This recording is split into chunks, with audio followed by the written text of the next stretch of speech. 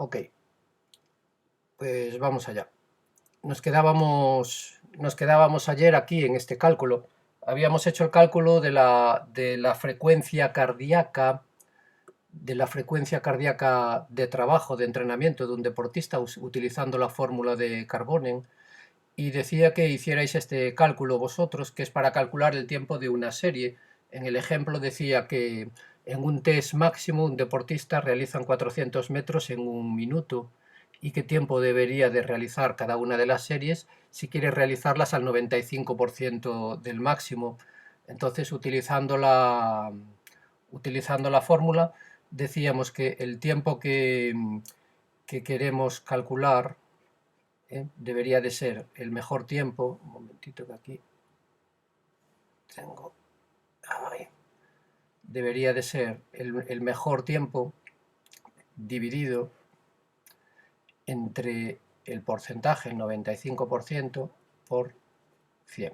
Y si hacéis este cálculo, creo que os va a dar aproximadamente 63 segundos, no sé si es 15 o así similar, lo hice antes. Entonces, de esta manera calculamos el tiempo de la serie para cualquier situación.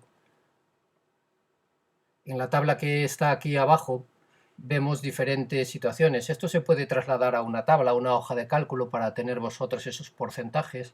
Y aquí dice, por ejemplo, si mi mejor tiempo en un 1000, pongo el puntero rojo para que veáis dónde estoy, si mi mejor tiempo en un 1000 es 3:16, o aquí, mi mejor tiempo en un 1000 es 3:16, si quiero trabajar al 83-85%, tengo que hacer series a 3:45 o 3:49 aproximadamente.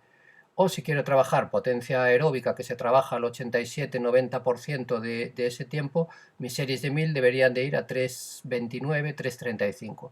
Para sacar este dato, pues ha utilizado esta fórmula. Se puede utilizar en el momento o se puede realizar una tabla para las distancias que hacéis habitualmente para saber los porcentajes. Dice López Chicharro que para trabajar esta potencia aeróbica, que es el consumo máximo de oxígeno, debemos de estar por lo menos 10 minutos en potencia aeróbica máxima. ¿Qué es eso de estar 10 minutos en potencia aeróbica máxima?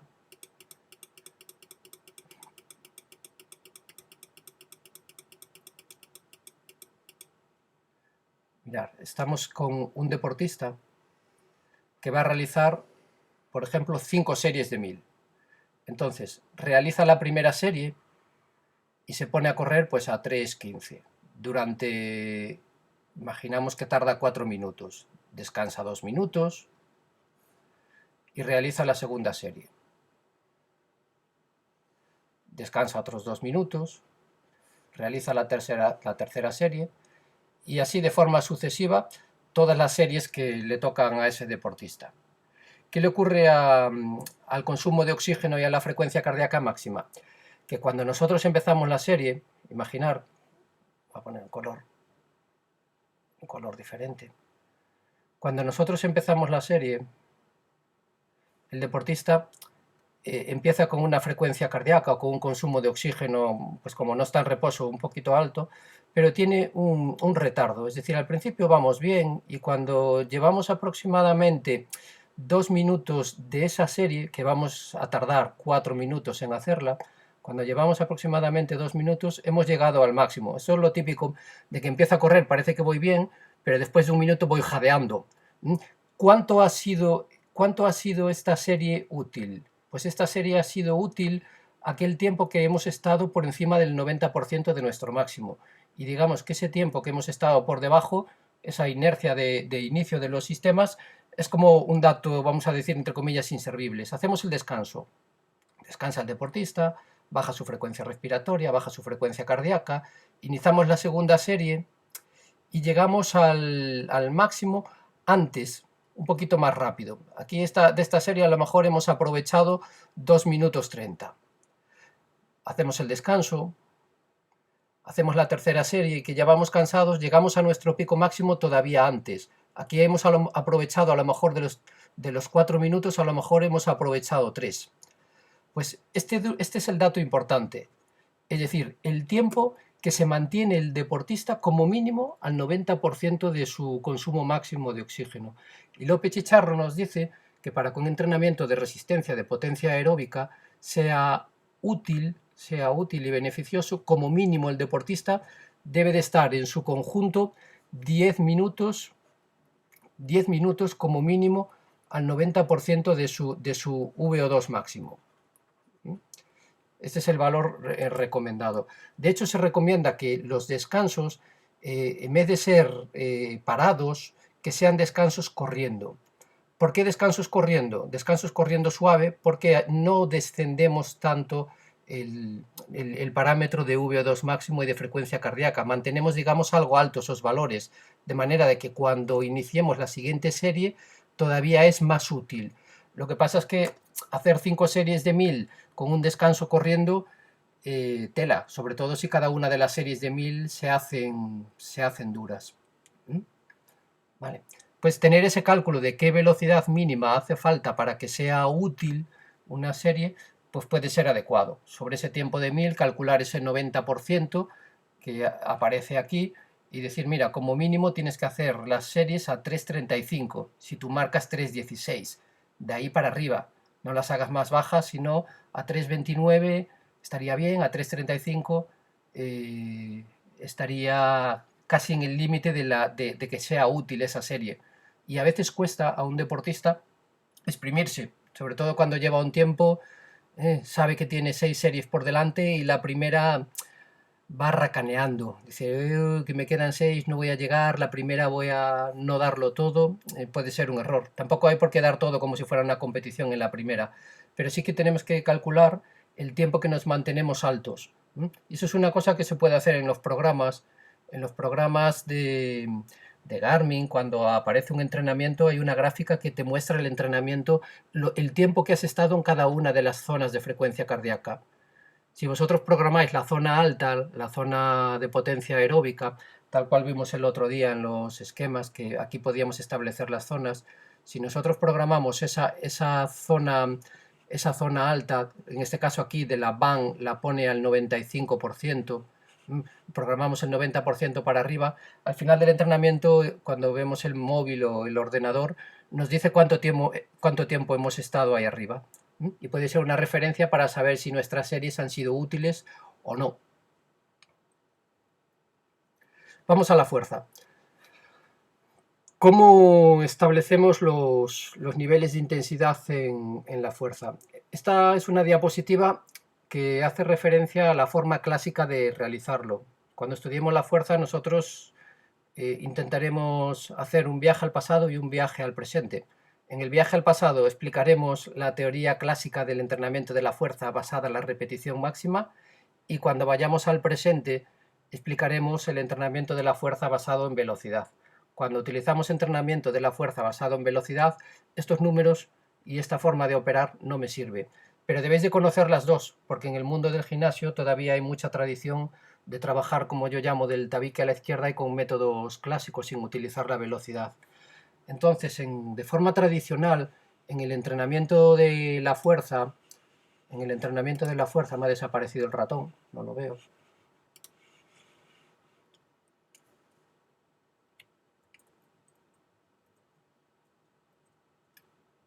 De forma tradicional, en el entrenamiento de la fuerza, era importante calcular ese 1RM.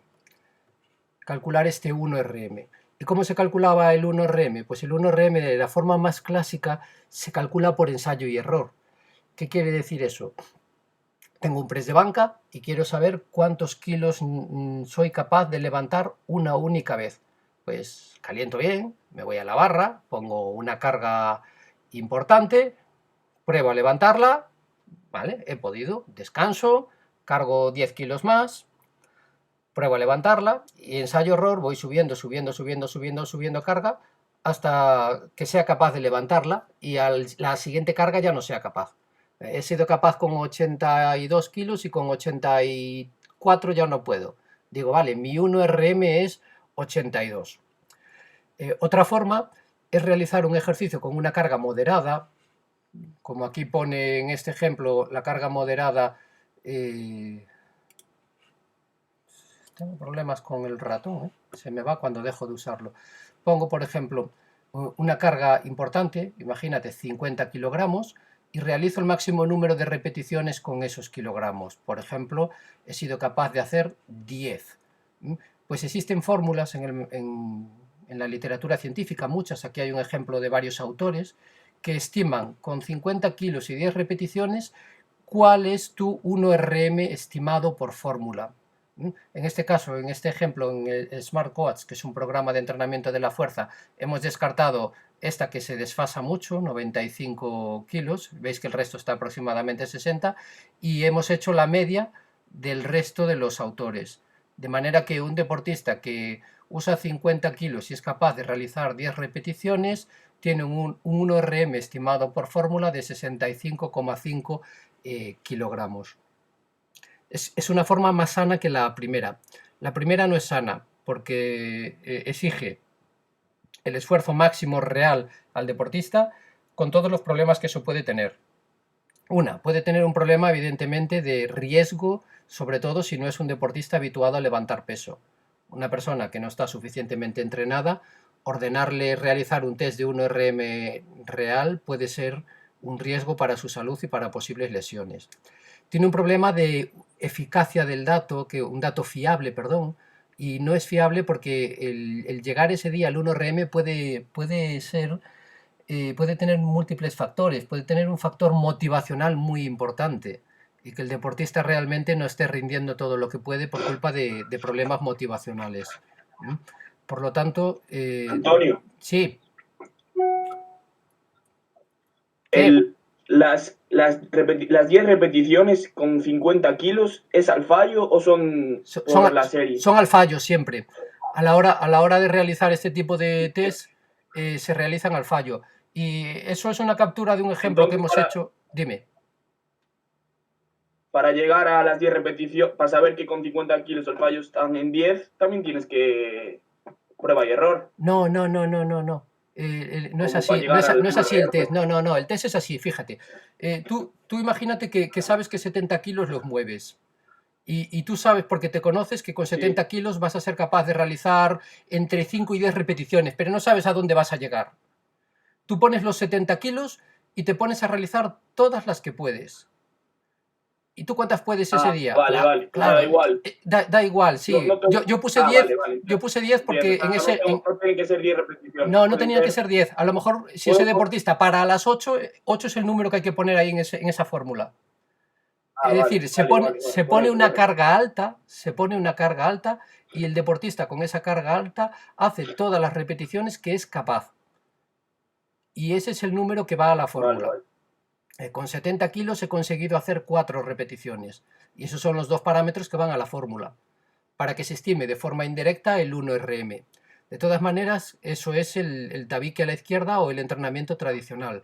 Porque en el entrenamiento ahora, digamos, moderno basado en velocidad, lo único que hace el deportista es cargar la barra con un peso importante, moverla en una repetición a la máxima velocidad que es capaz y el ordenador ya estima el 1RM de ese día.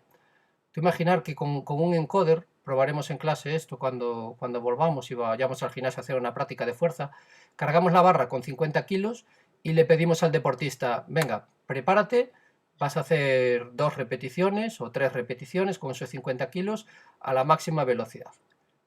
Y cogemos el dato de la mayor velocidad propulsiva media que es capaz de realizar el deportista. Solo con esos dos números, los 50 kilos y la velocidad a la que mueve la barra, el software hoy en día es capaz de estimar cuál es tu 1RM. Y es el test que se debería de usar de forma actual. Es decir, antes de empezar el entrenamiento, después de un buen calentamiento, todos los días podemos hacer un test de 1RM para saber cuál es ese 1RM ese día. Porque ese es otro de los problemas que tienen los test clásicos. Que cuando un deportista hacía un test clásico de 1RM, lo hacía para un mes. Y decíamos, vale, hacemos test de condición física de fuerza hoy y esos son los datos que vamos a manejar para todos los ejercicios en el próximo mes. Pero es que el deportista va a ir mejorando su forma física, su 1RM va a ir mejorando, no lo contempla eso. El 1RM fluctúa día a día, porque si un día entrenaste duro, al día siguiente tu 1RM va a ser más pequeño, porque todavía tienes fatiga. puedes tener problemas motivacionales y un día estar mejor, otro día estar peor. Entonces, digamos que en el entrenamiento actual, cuando hay tecnología, lo ideal es que después de un buen calentamiento, realizar una única o dos repeticiones con un peso intermedio a la máxima velocidad. Y de ahí ese día ya nos sale cuál va a ser la 1RM de ese día, para utilizar ese número a la hora de aplicar los diferentes porcentajes de entrenamiento. Sería la forma adecuada de realizar esto. Aquí hay una tabla estimativa y esta tabla también puede tener muchísimos fallos. Es sacada de un libro que se llama algo así como el libro negro del entrenamiento de la musculación, que yo pensé cuando lo había visto que me iba a hablar de doping y cosas de estas similares, y es un libro de entrenamiento normal de un americano. Entonces saca unas tablas y dice, mira, si tú llegas a 10 repeticiones, es probable que estés trabajando alrededor del 70% si eres una persona con fibras musculares entre lentas y rápidas equilibradas. De hecho, yo ese es el número que doy normalmente a los alumnos, que aproximadamente 10 RM están al 70% de mi 1RM máximo en la mayor parte de los deportistas, pero es un número muy incorrecto porque es muy fluctuante, y hay personas que al 70% puede que te lleguen a 16 y hay personas que al 70% puede que se queden solo en 8 repeticiones. Entonces este tipo de tablas clásicas, digamos, pierden también valor predictivo para acertar a qué porcentaje estoy trabajando. Todos estos problemas son los que han llevado a utilizar al final la velocidad como parámetro de medición más fiable para ajustar las cargas del entrenamiento de la fuerza. Aunque en el mundo clásico ya veis cómo funcionaba esto. Calculaban la repetición máxima y establecían un porcentaje de esa repetición máxima. Y dice, hay que trabajar al 70% de mi repetición. Y en la investigación científica todavía se usa eso. En la investigación científica, cuando se hace una investigación, se calcula la repetición máxima. Es probable que por métodos modernos, que por velocidades, pero después se dice, vale, el grupo A va a entrenar al 30%, el grupo B va a entrenar al 75% y se calcula la carga a partir de ahí. Pero es que el 70% para mí y el 70% para otros deportistas, vamos a poner un ejemplo, tú y yo, o una persona y tú, levantan en 1RM 100 kilos en sentadilla o en un ejercicio en press de banca si estáis fuertes. Levantáis 100 kilos en 1RM. Para las dos personas, el 70% de los 100 kilos es 70 y los dos entrenan con 70 kilos. Es probable que esos 70 kilos para ti te permitan hacer 15 repeticiones y es probable que yo con esos 70 kilos solo haga 8. Entonces, es tan fluctuante esto individualmente en tantos parámetros que se ha convertido el control del entrenamiento utilizando el 1RM y el porcentaje del 1RM se ha convertido en un indicador que puede devolver muchos fallos a la hora de precisar con precisión, repito la palabra, a la hora de precisar con precisión el peso que necesita cada uno. Y la dinámica actual es empezar a utilizar la velocidad de ejecución. Como se había explicado en clase, con esos 70 kilos, tú y yo realizamos el máximo número de repeticiones posibles que nos permiten mantener una alta velocidad.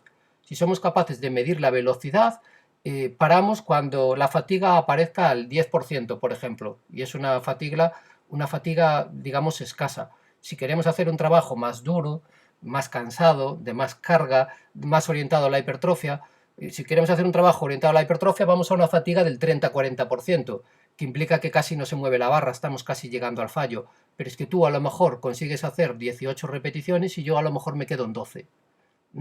Y eso tiene que dar igual, el número de repeticiones que consigamos hacer cada uno de nosotros con una carga. Lo que importa son valorar de la otra manera, es decir, mover la barra a la máxima velocidad, parar cuando se produzca un porcentaje de fatiga determinado que hemos pautado. Si el deportista está compitiendo en competiciones importantes, dicen los últimos estudios que no tenemos que dejar de entrenar la fuerza. Tenemos que seguir entrenando la fuerza pues 1 o 2 veces a la semana cuando toque, aunque esté en medio de competiciones importantes. Que puede haber fatiga. No, porque en este caso configuras una mínima fatiga asumible por el deportista y paras la serie cuando el deportista alcance un 5% de fatiga. Quiere decir eso, de que cuando tú o la máquina empieza a detectar la mínima fatiga, se para. Eso que tiene una recuperación muchísimo más rápida y me permite seguir evolucionando manteniendo los niveles de fuerza. Sería una forma de trabajar más moderna. Ok, vamos a cambiar de sección. Está todo ok, ¿no? Seguimos ahí. Vamos allá.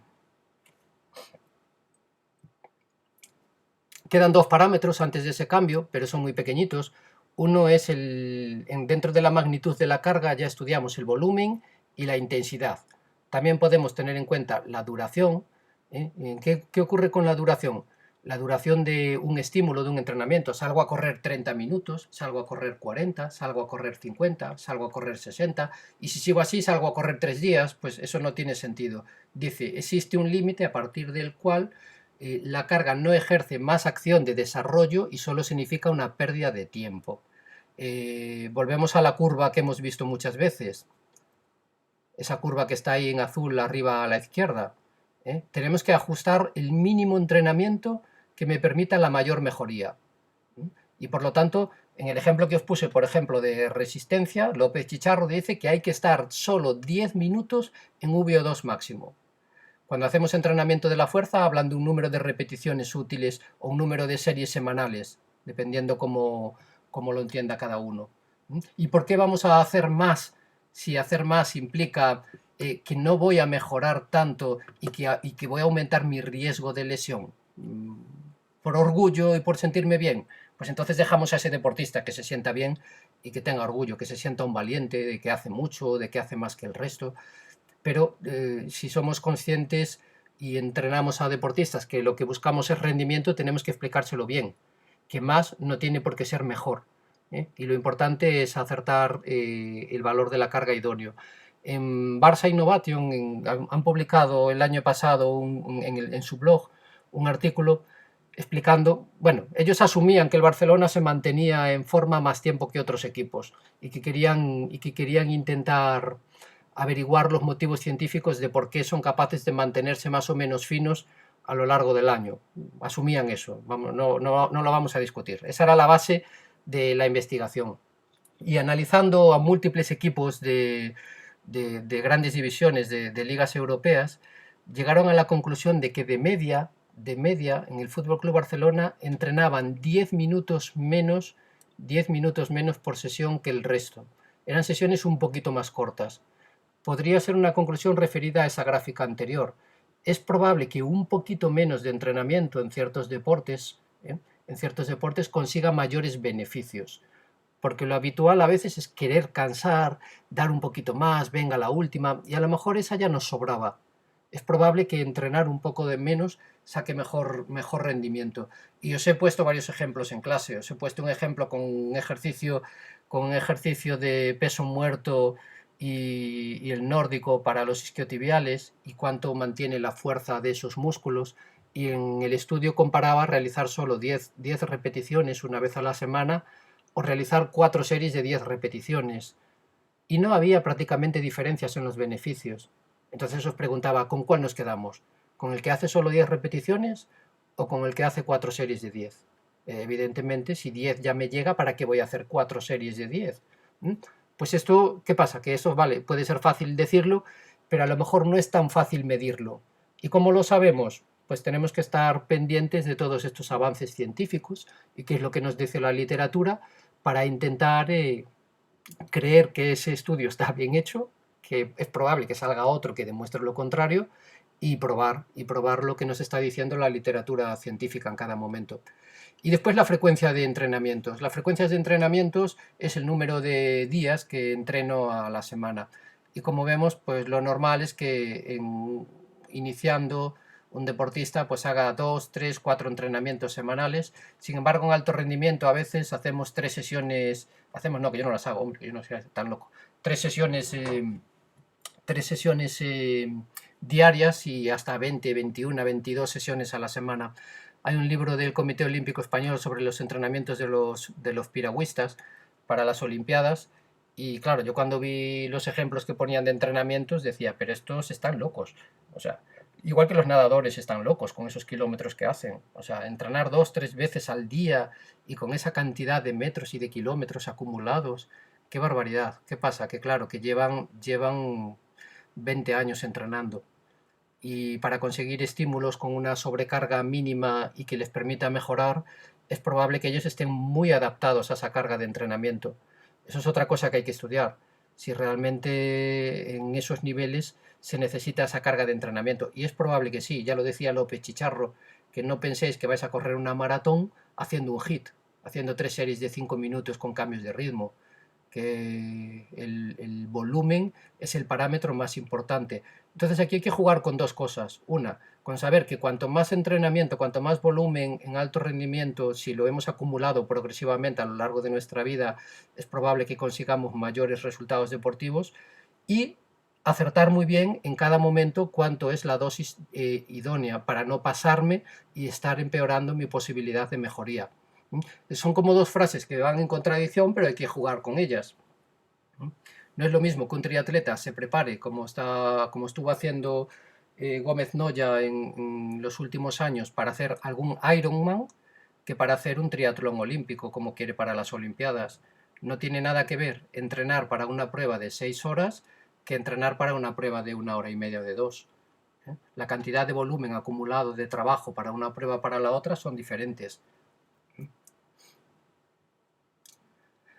Algunos ejemplos de planificaciones que conjugan y que unen el volumen y la intensidad a lo largo del año. ¿Cómo se maneja la dinámica del volumen y de la intensidad? Fijaros, esta es la planificación más clásica, la primera que se estudia, que es de Mateyev, de un ruso, allá por los años 70, cuando se empezó a planificar. Y entonces esta es la dinámica de un entrenamiento clásico, de una planificación clásica. Fijaros, esta primera línea que sube en color, que es un trazo continuo negro, es el volumen de trabajo.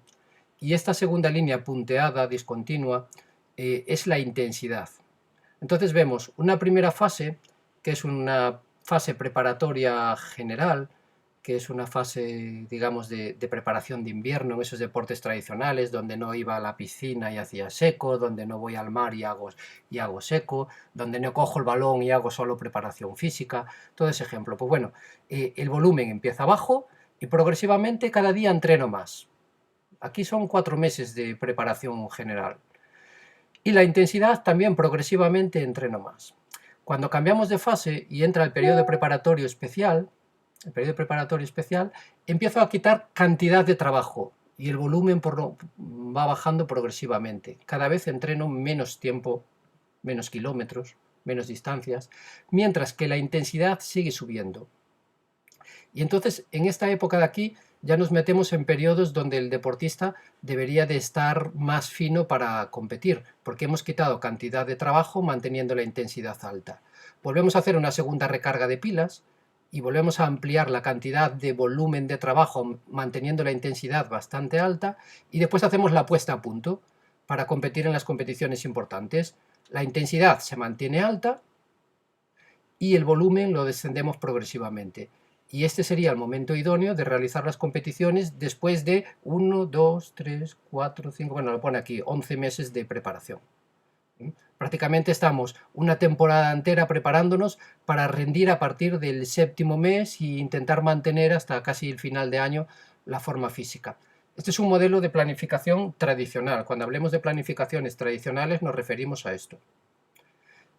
Estos son modelos de planificaciones también que es bastante tradicional en su origen, también allá por los años 70, pero que se asemeja más a lo que son las preparaciones modernas, porque los cambios en la dinámica de las cargas son muy frecuentes. Entonces tenemos un primer periodo de preparación donde el volumen va antes y la intensidad va después, pero juega muchas veces con picos. Y fijaros que en la segunda parte de la temporada, cuando necesitamos estar en forma, y aquí hay competiciones importantes, estas posiblemente sean las más importantes del año, la intensidad es la que se mantiene alta, mientras que la cantidad de trabajo ha descendido. Es una forma diferente de afrontar la planificación. Había visto este autor que aquí los cambios se producen muy lentamente, puede haber monotonía, puede haber fatiga de los sistemas, y propone un sistema donde esos cambios entre el volumen y la intensidad sean más rápidos, más bailantes. Casi cada mes estamos cambiando. Otro ejemplo, para el entrenamiento infantil del mismo autor, proponía utilizar los periodos de vacaciones clásicos en este caso del sistema educativo, como puede ser la Navidad, la Semana Santa y el verano, como momentos que le llama profilácticos, preventivos o de descanso, y basar su planificación en buscar una pequeña puesta a punto al final de cada uno de esos... Quieto, estoy tocando de más y baila mucho. Al mover el ratón, solo por moverlo se me va la página. Voy a intentar no tocar mucho. Vemos el primer macrociclo, que sería una primera fase. Aumenta el volumen, disminuye un poquito el volumen, al final va aumentando la intensidad detrás del volumen para buscar una primera puesta a punto y una competición importante en esta fase. Segunda fase, repite la dinámica, pero es un poquito más alta. Mantenemos algo de forma física, volvemos a aumentar volumen, disminuye un poquito el volumen para buscar una puesta a punto, la intensidad va detrás y tenemos otro pico de forma para competir. Siguiente fase, desde Semana Santa hasta verano, la dinámica del volumen es similar y aquí buscamos varias puestas a puntos con estas intensidades para competir a lo largo de ese periodo. Y vuelvo a repetir algo parecido, la dinámica del volumen siempre es igual, aumentar un volumen progresivo y la intensidad buscando esos picos donde queremos esa puesta a punto de los deportistas. Un ejemplo de una pretemporada de fútbol. Este es un ejemplo clásico de una pretemporada de fútbol de Paco Seirulo, que ya hemos hablado muchas veces en clase. Tenéis aquí enlazado el artículo original por si lo queréis coger, donde tenemos una pretemporada donde, si os fijáis en azul, lo que es la preparación física específica, preparación física sí, pero específica. Habíamos hablado ayer de que hay balón, de que hay muchas tareas jugadas, de que puede haber incluso algo de trabajo dirigido con toque de balón. Pues en esa pretemporada concentra el trabajo físico en la primera mitad, de manera que hace un volumen de trabajo de condición física específica muy alto en esas 2-3 primeras semanas de la pretemporada, y casi después desaparece esa condición, ese trabajo físico, y se va transformando en un volumen de trabajo técnico-táctico. Volumen de trabajo técnico-táctico. Digamos que en esa propuesta de pretemporada hace un volumen de trabajo de condición física específica al principio y un volumen alto de trabajo técnico-táctico al final.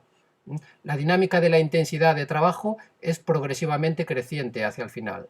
Y el trabajo general abunda un poco al principio y puede abundar pues antes de llegar al final como trabajo así de base general. Esta es una propuesta para hacer una pretemporada en deportes de equipo, en donde en 7-8 semanas realizamos esas curvas. Y esta misma propuesta, muy parecida, la tiene para lo que le llama él el microciclo estructurado, que es el microciclo que ha inventado el Fútbol Club Barcelona para repetir semana a semana el trabajo.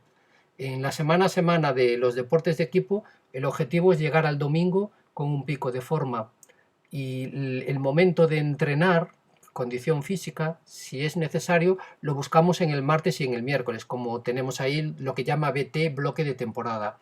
Entonces, ¿qué es lo que toca entrenar en el mes de noviembre relacionado con la fuerza? ¿O qué es lo que toca entrenar en el mes de enero relacionado con la resistencia? ¿Toca entrenar este tipo de resistencia o este tipo de fuerza? ¿En qué momento se aplica? Martes y miércoles, entrenamiento de la fuerza, entrenamiento de la resistencia, en esos días de la semana. Como hemos visto ya en algún gráfico, salimos del partido el lunes, y es probable que el martes en muchos equipos lo dediquemos a una recuperación activa y a un descanso en algunos casos. El martes, miércoles es el momento de meter caña física, lo que toque, bloque de temporada. Y el trabajo técnico-táctico y la intensidad van detrás, para que el jueves, viernes, sábado orientemos ya el trabajo más a la preparación y a la puesta a punto para el siguiente partido. El volumen de trabajo de la carga general está sobre todo el lunes, pensando en esa recuperación, y suelen meter antes del partido un poquito de carga general pensando en trabajo preventivo de cara a cuidar al jugador. Si os fijáis, la dinámica de la semana es muy similar a la dinámica de una pretemporada entera, donde concentra el trabajo físico al principio y lo transfiere y lo transforma en un trabajo técnico-táctico al final. ¿Cuánto tiempo llevamos? ¿Lo tenéis calculado? Dejamos hasta aquí hoy. ¿O le damos un poquito más? Hasta aquí. Aquí me hace Marcos con la mano arriba. Marcos, dime. A ver, que te pongo... Cuéntame. No me Que llega. podemos seguir un ratito más si quieres. Sí. Sí. Introduzco, vale, te voy a hacer caso. Vamos a introducirle la siguiente parte. ¿Ok? Ok. Y arrancamos. Ahí estás. Bueno, tú juegas mucho, ¿no? Tú eres de gaming, de esos, de los que tienen ahí los juegos en el ordenador y estás equipado. O serás youtuber. No, ¿qué va? Mira, Streamer. mira David aquí. ¿Qué te pasa, tío? ¿Por qué tienes la capucha esa al gorro? David. Se ha ido, tiene vergüenza. Luego, Está ahí que se mueve el tío que no para, que le pega unos movimientos, está así como no sé, le pega unos movimientos al cuerpo. a saber qué está Hay haciendo. hay que abrirle los cajones a ver qué tiene por ahí. Yo tomo café, pero vamos, no sé. Bueno, vamos a introducirlo la siguiente parte, ¿eh? Aquí acaba una sección y ahora vamos a meter una sección que nunca he impartido, la voy a impartir este año por primera vez, que es relacionado en sí con la carga de trabajo y cómo manejar la carga de trabajo. La carga de trabajo ya habíamos explicado que no es ni volumen ni intensidad, que es como una suma, un conjunto de estímulos y el efecto que tiene ese conjunto de estímulos sobre el organismo. Entonces vamos a arrancar con esta parte. Cuando estudiamos la carga de entrenamiento, existen varias variables. Este es un modelo que ha nacido sobre todo, modelo de impulso-respuesta, Training Peaks, es un modelo que está utilizándose incluso en los deportes de equipo. Aquellos que hubierais echado un vistazo a la documentación que os he llevado os van a hablar de estos conceptos también. De hecho, he puesto algunos ejemplos de ese curso en las diapositivas, donde habla, por un lugar, de una carga crónica, que también se denomina fitness. El fitness en la gráfica lo tenemos en la línea azul, y, y representa el entrenamiento que llevamos acumulado a largo plazo. En algunos sistemas, por ejemplo en deportes de equipo, en fútbol, se utiliza normalmente 30 días de media de trabajo acumulado, y en otros sistemas de deportes individuales como en Training Peaks están utilizando 42 días de media. ¿Qué quiere decir eso? Que es como el trabajo acumulado en el último mes. Y entonces, cuando vemos la dinámica de la línea azul, un deportista que empieza, a medida que va acumulando trabajo, que va acumulando trabajo, que va acumulando trabajo, va aumentando su nivel de fitness. ¿Cómo es esa acumulación de trabajo? Esa acumulación de trabajo la hacemos día a día, semana a semana, y es lo que llamamos carga aguda. Eso también se denomina fatiga, y representa el trabajo acumulado en los últimos 7 días. Es decir, aquí el deportista, para conseguir ir mejorando su nivel de fitness, realiza en el día a día ir trabajando algo más de lo que está acostumbrado. Y de esto ya hablamos. Este es mi nivel de forma. Para conseguir mejorarlo, entreno un 10% más de lo que estoy acostumbrado. Cuando entreno más de lo que estoy acostumbrado, aparece el último concepto que está ahí en naranja, que es el balance de estrés de entrenamiento, que se llama TSB. Y esto de performance está referido a la forma física que adquiere el deportista, y este se calcula restando, con una resta. La carga crónica le resto la carga aguda. De manera que cuando la carga aguda es muy alta, este número es negativo. ¿Qué quiere decir eso? Que si la carga aguda es muy alta, el performance, ese, digamos, fresquillo del jugador para rendir, ese pico de forma, no existe, porque el deportista está cansado. Aquí el deportista tiene un cansancio extremo y no puede rendir.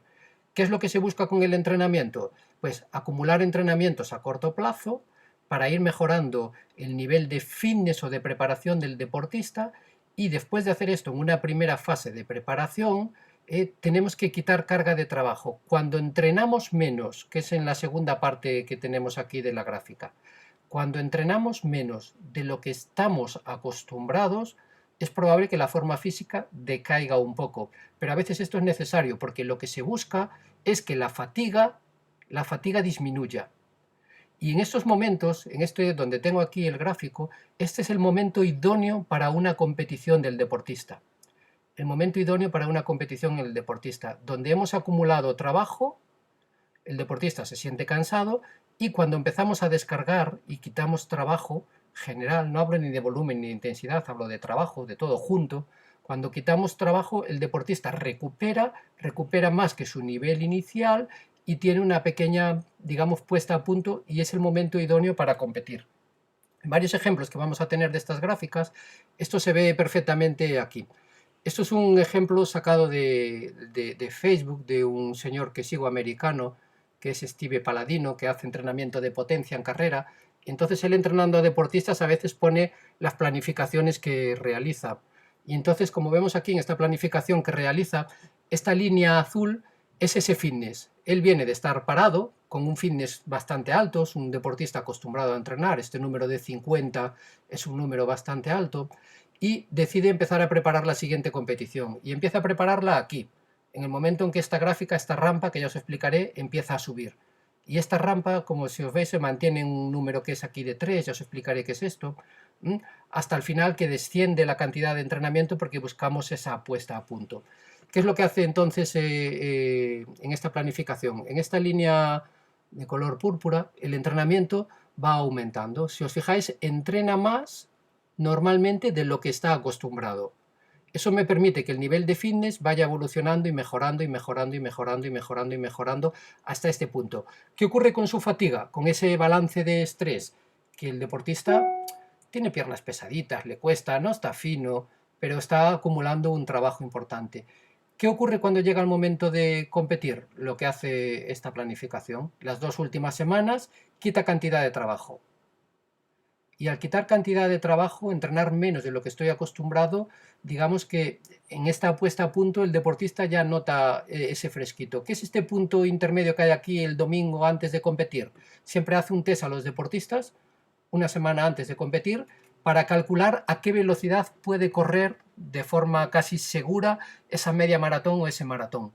Y esa prueba deportiva la tiene aquí, al final de este punto, y aquí compite.